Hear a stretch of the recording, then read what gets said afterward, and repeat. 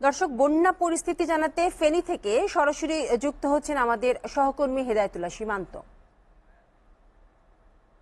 সীমান্ত, বন্যার পানি ধীর গতিতে নামার কারণ কি সে সম্পর্কে আমাকে জানাবেন, এবং সেই সাথে বানভাসীদের কাছে খাদ্য এবং ঔষধ পৌঁছাচ্ছে কিনা সেটাও জানাবেন।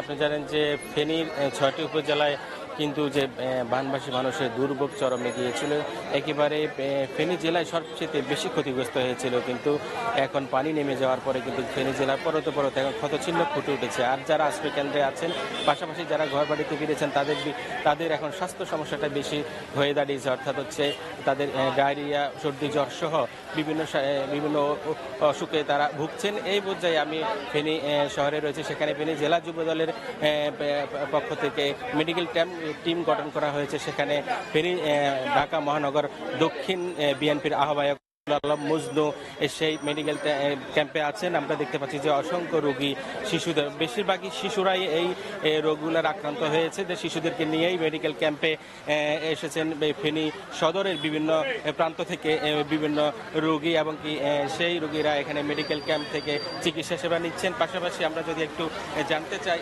রফিকুল আলম মজনু ভাইয়ের কাছে, আপনারা ফেনী জেলায় শুরু থেকেই বিভিন্ন বানবাসী মানুষের পাশে দাঁড়িয়েছেন। এখন আমরা দেখছি যে সবচেয়ে স্বাস্থ্য ঝুঁকিতে আছেন। এই ঝুঁকি মোকাবেলায় কি কি পদক্ষেপ নিয়েছেন?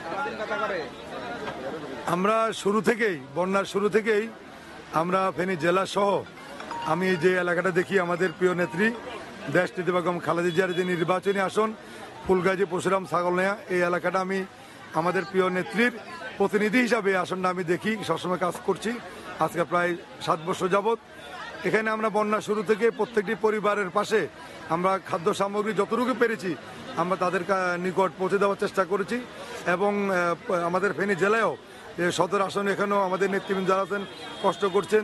পাশাপাশি আমাদের যুবদল, ছাত্রদল, স্বেচ্ছাসেবক দল বা শ্রমিক দল, বিভিন্ন অঙ্গ সংগঠনগুলা তারা আমাদেরকে সহযোগিতা করছে, এবং তাদেরকে সাথে নিয়েই আমরা পুরা ফেনী জেলাতেই বন্যা দুর্গত মানুষদের পাশে আমরা দাঁড়িয়েছি।